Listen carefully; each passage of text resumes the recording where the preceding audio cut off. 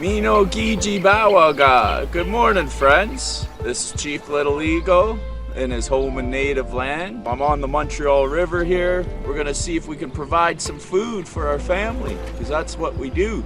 I'm gonna use a pickerel rig. So this is a pickerel rig.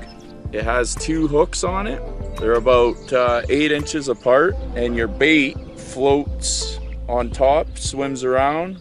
So we have a little swivel here. You click your pickerel rig into the little swivel. There's the swivel right here. So we add a little weight so it sits on the bottom. Sometimes with fishing, you get a bird's nest. So your hooks get all tangled up. What the hell is even that? Well, you don't put your hooks together, friends. Tip number 1, don't put your hooks together. So there you go. We tied 1 hook on. So with these pickerel rigs, because I want them to swim naturally, what you do is hook it right through the front of his mouth, just like that. Help me!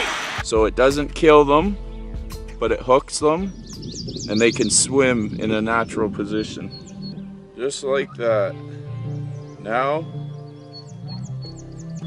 we cast, and we wait.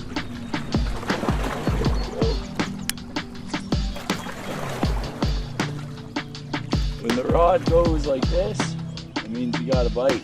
It's got a strong current here. It's very strong current in the Montreal River. It's got a very strong toe underneath the water. You gotta be very careful. This is my favorite bug dope here in Northern Ontario. It's Musco, 30% DEET. That's the most DEET you can get in bug spray here in Canada that's allowed. Give yourself a good spray, man. You just shower in this stuff, man. Or you're gonna get eaten alive by the bug.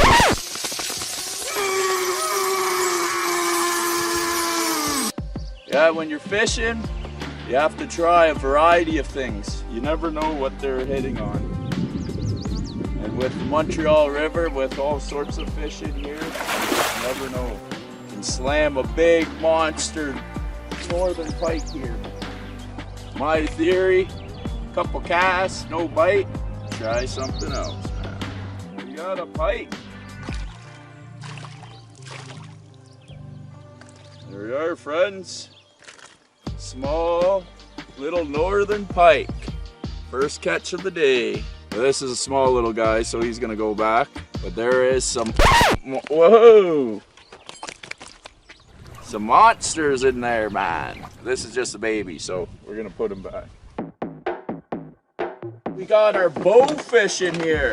So we got the Cajun fish stick. So this is to bow. We can use it for big commons in the north, to gator gar in the swamps.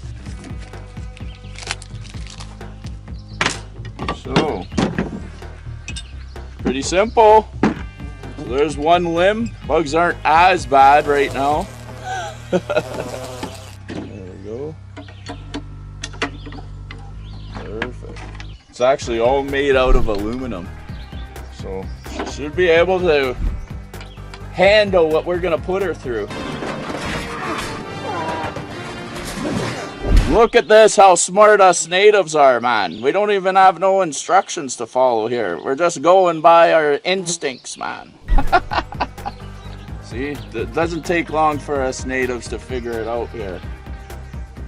Sun's shining today, it's warm.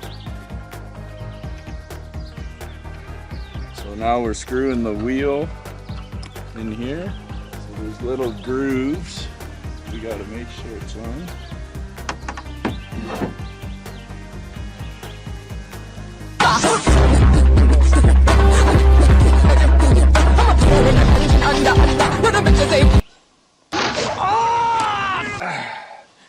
Don't get your fingers stuck in there, folks.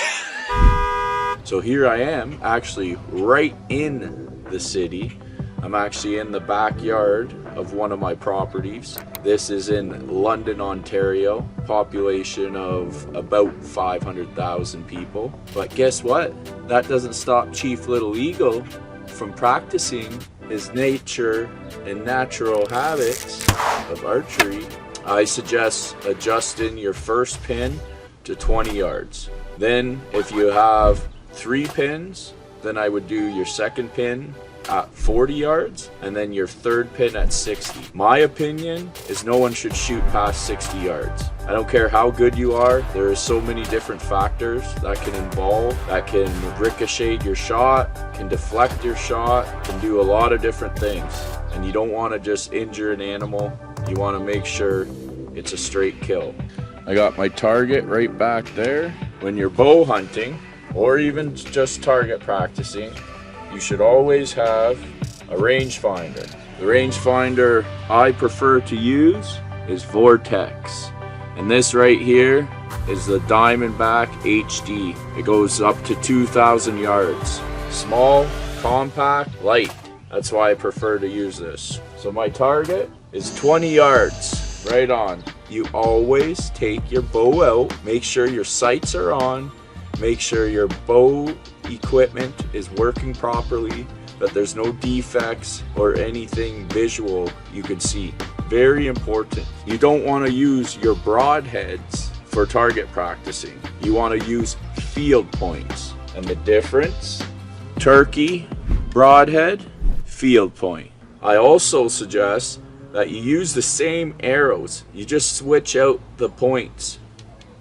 And the reason is you want to end up using the same equipment when you're going out hunting, so it doesn't change your distance, your speed, your accuracy.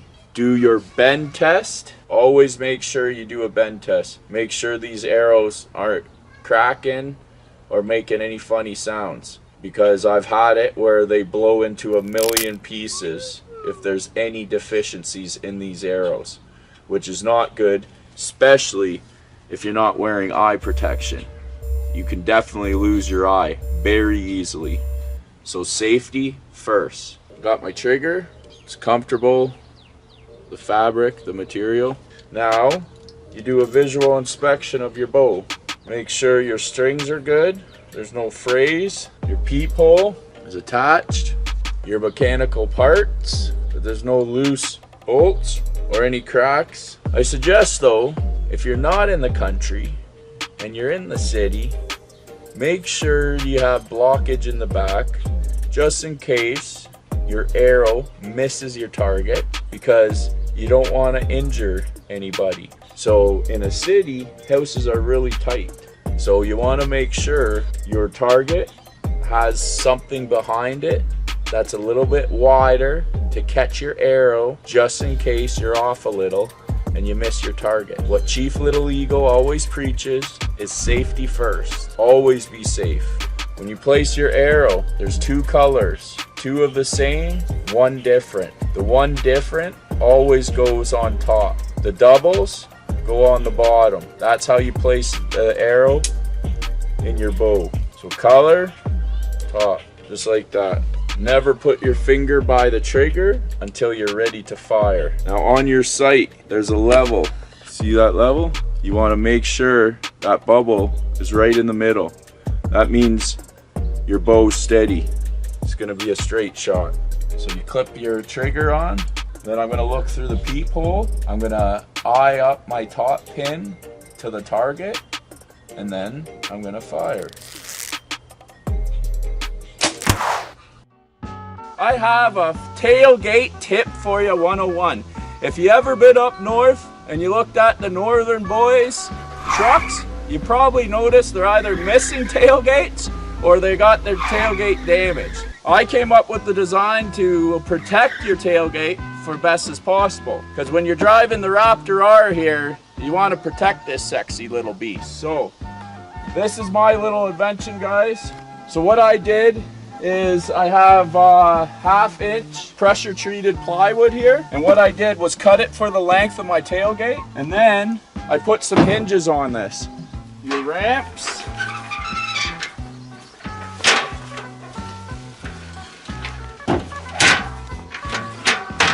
right on it. So it's actually sitting on the wood, so you cut it just about 1 inch past your tailgate, and then your ramps sit on that. Then you don't got to worry about damage to your tailgate. So then you just fold these up, and Then when you want to close it and you don't have nothing in the back, close that up, pop your tailgate, and there, you're off to business, folks. A fish just jumped right there, just as I started this video. So, this is Little Eagle and Chief Mighty Eagle, and we are gonna net some pickies. Screw having one line. What's the point of having one line when you can have a net out? It's actually sitting pretty nice there, brother.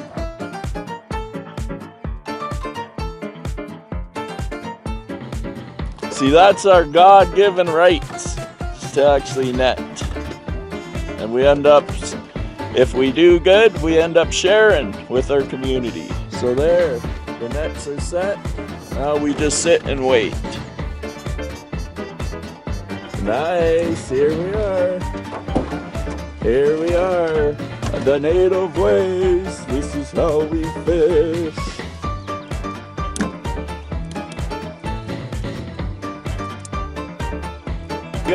We got a nice haul. This is how we do it, fishing the native ways.